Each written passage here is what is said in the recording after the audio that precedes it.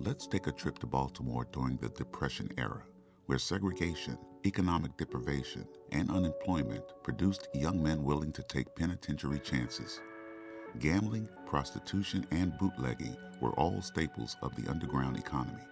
But at the time, the highwayman, the robber, the stick-up man was the most feared and the most revered, and tough guys portrayed in movies like Public Enemy and Angels with Dirty Faces made the trade seem that more appealing. The youngest member was Harry Towson, born in 1918 on Maryland's Eastern Shore.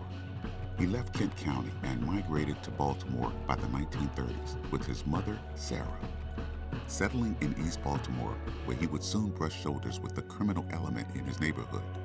First being arrested in December 1932 for car theft, he would spend 30 days in the Baltimore City Jail before being arrested again for car theft in December of 1933.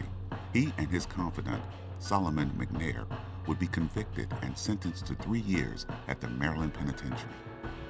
McNair was originally from Bluffton, South Carolina, quiet and mild-mannered. He had a strict upbringing raised by his mother Clara Green and Aunt Bessie Gant, who was deemed a religious fanatic and a cult leader. He was warned to stay out of trouble and away from danger, but he didn't adhere. Aside from the auto larceny beef he faced with Towson, McNair had a prior arrest for car theft, but the charges were dismissed. Samuel Thomas Brady, alias, was the oldest member of the crew. Born in Baltimore in 1898, he had previous arrests and convictions for car theft. William McKinney, the strongman of the crew, was born January 28, 1911, in Baltimore to Charles and Edna McKinney, raised in East Baltimore on Bond Street. He had previous charges for fighting and reckless driving and had served short stints in the city jail and the Maryland House of Corrections. He worked as a chauffeur and a butcher to support his 3 children, but like most, he experienced financial hardship during the Depression. He was married with 3 children, 2 from a previous marriage, unemployed and down on his luck, and needing money for medical procedures for his child. Roosevelt Carter was born in North Carolina and moved to Baltimore with his family as a teenager. Like other families from the Carolinas, the Carters came to Baltimore looking for work. At the time, there were so many Carolina migrants with nowhere to stay that the city allowed them to sleep in the Baltimore City Jail when they couldn't find work.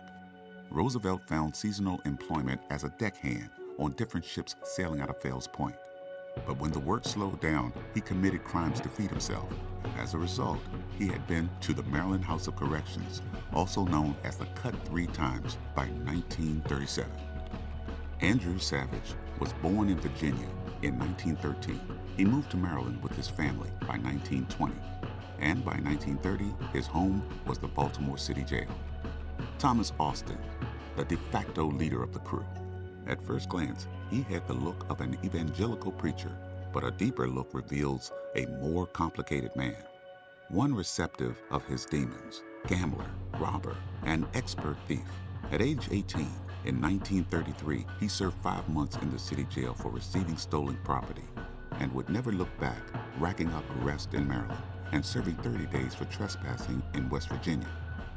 Arrested by state troopers on September 19, 1937 for carrying a concealed weapon, he served 2 months in the Baltimore City Jail. Released in November 1937, he sought to pick up right where he left off. Thomas's mother died when he was a child.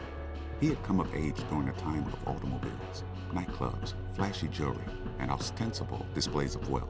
But by the time he was old enough to enter the game, the stock market crash had wiped out most of the country's wealth. And although he searched for opportunities far and wide, all they kept running into was hard luck and hard times. With doors being shut in their face at every turn, Thomas decided to round up some pals. 2 big car thieves, strong-armed robbers, back alley hustlers, and petty larcenists. And with practice, he turned them into an organized and efficient group of hold-up men.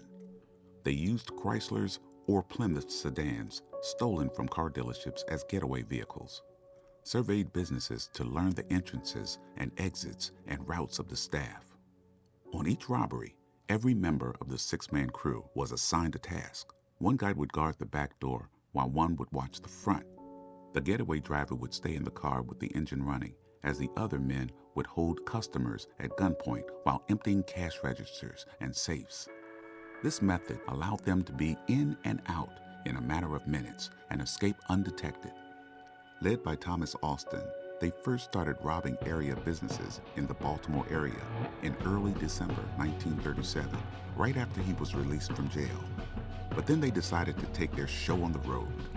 They began to take the highway to Washington, D.C., where they would rob up to 10 stores a night before making their escape back to Baltimore. December 23, 1937, the men set out for a night of mayhem. They arrived in Northwest D.C. at about 10 p.m.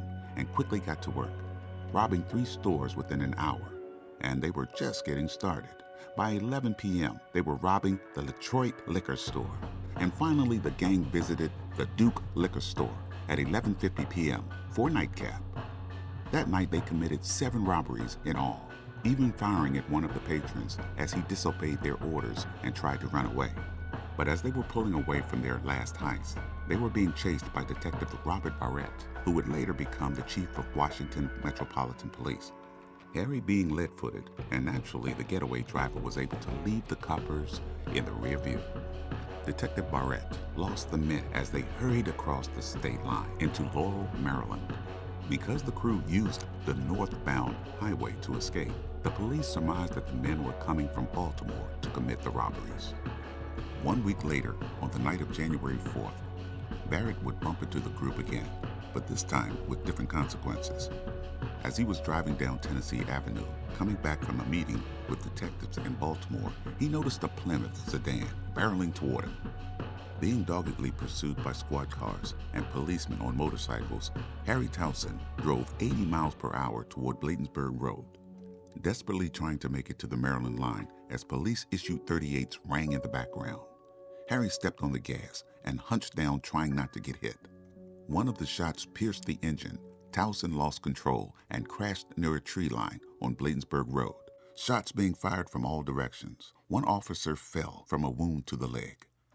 Wounded from the car wreck, surrounded on all sides by detectives, Harry Towson and Andrew Savage threw down their weapons and surrendered at the Peace Cross. The rest of the crew were able to disappear into the woods. Towson and Savage were taken to the police station for questioning. While at the station, a court-appointed lawyer showed up to represent the men. Under his advice and counsel, Harry confessed to his part in the crimes and named his co-defendants. Warrants would be issued for McKinney, Samuel Brady, Thomas Austin, Solomon McNair, and Roosevelt Carter for their participation in the robberies. William McKinney was arrested and taken to the D.C. jail. Solomon McNair was arrested in Baltimore on January 10th and was serving a month in jail for stealing a car. He was taken to Washington, D.C. on February 10th directly from Baltimore City Jail and charged with 16 counts of robbery. He held his head in despair when he found out he was squealed on by his good pal. Roosevelt Carter would already be in custody on another set of robbery charges in Baltimore. On February 3, 1938, he was convicted of robbery with a deadly weapon. 3 years into his sentence, he would die in 1941. Harry Towson, the proclaimed mastermind, was the first to cooperate, talked the most, and admitted to more robberies than the other men, and still received the harshest sentence of all. He pled guilty to 19 counts of robbery and 2 charges of intent to kill, and received an 84-year sentence, being eligible for parole in the year 2001. Solomon McNair pled guilty to 16 charges of robbery and 1 charge of assault with intent to kill. He was sentenced on February 18, 1938, to serve 68 years. Andrew Savage and Samuel Brady both received 36 years for 13 counts of robbery and 1 count of assault with intent to kill.